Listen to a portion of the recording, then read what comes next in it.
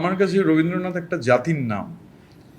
মানে বাঙালির ইতিহাস যদি ধরা হয়, লিখিত ইতিহাস 1200 বছরের, তো 1000 বছরের শ্রেষ্ঠ বাঙালি হিসেবেই আমি রবীন্দ্রনাথকে দেখি।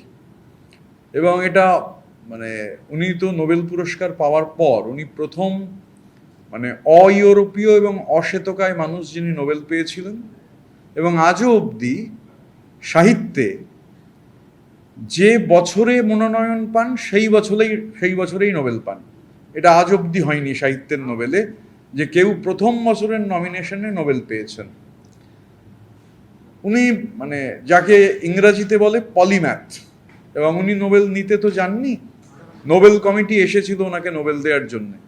আমি অন্য কোনো কথায় না গিয়ে পরবর্তীকালে যখন গার্ডিয়ান, মানে এখন যেটা গার্ডিয়ান পত্রিকা, তখন নাম ছিল the Manchester guardian, the Manchester guardian যখন কলকাতায় আসে ওনার একটা সাক্ষাৎকার নিতে, এবং তখন তিনি নাইটহুড ত্যাগ করেছেন জালিয়ানওয়ালাবাগের প্রতিবাদে। এবং মানে দেশের রাজনৈতিক নেতারা যখনও দোনমনো করছেন কি করতে হবে, তিনি, এটা ইতিহাসবিদরা বলেন যে কিছুটা বিরক্ত হয়েই হচ্ছে সবার আগেই মানে অপেক্ষা করছিলেন। তারপরে মনে করলেন এর থেকে বড় প্রতিবাদ হয় না, নিজের নাইটহুড ত্যাগ করলেন। এবং তার থেকেও বড় কথা হচ্ছে যে সেই সময় দেশ যেহেতু পরাধীন, ব্রিটিশ ক্রাউনের ইতিহাসে নাইটহুড ত্যাগ করবার কোনো নজির আজও নেই। কারণ এটা act of treason against the empire, act of treason against the crown. অথচ ইংরেজরা, ব্রিটিশ ক্রাউন কোনো ব্যবস্থা গ্রহণ করলো না, কারণ তিনি রবীন্দ্রনাথ।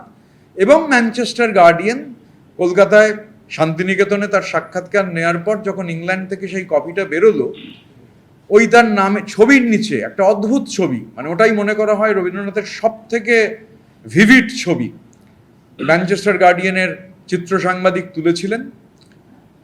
আমি আজকে সেই ছবিটি ঘটনাচক্রের এক্স হ্যান্ডেলে পোস্ট করেছি।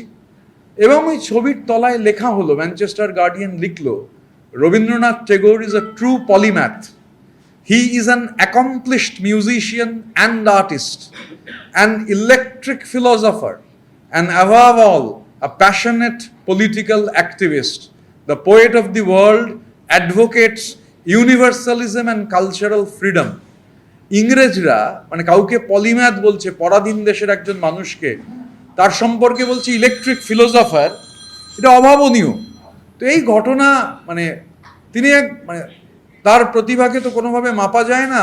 ঐতিহাসিক রামচন্দ্র গুহ যেটা এর মধ্যে দেখিয়েছেন, যে এখন বর্তমানে একটা ছাপা 600টা শব্দ হলে একটা পাতা, তো শেক্সপিয়ার তার গোটা জীবনে লিখেছেন 8000-9000 পাতা, বাকি যারা আছেন সবাই শেক্সপিয়ারের নিচে, শেক্সপিয়ারের ওপরে কেবল একজনই আছেন গোটা জীবনে যা লিখেছেন তা ছাপার অক্ষর মানে 600 শব্দ একটা পাতা হিসেব করলে দাঁড়ায় 19,000 পাতা, 19,000 প্রিন্টেড পেজেস।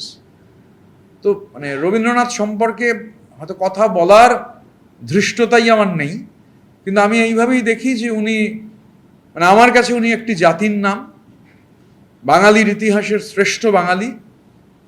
এইভাবেই আমি রবি ঠাকুরকে দেখি।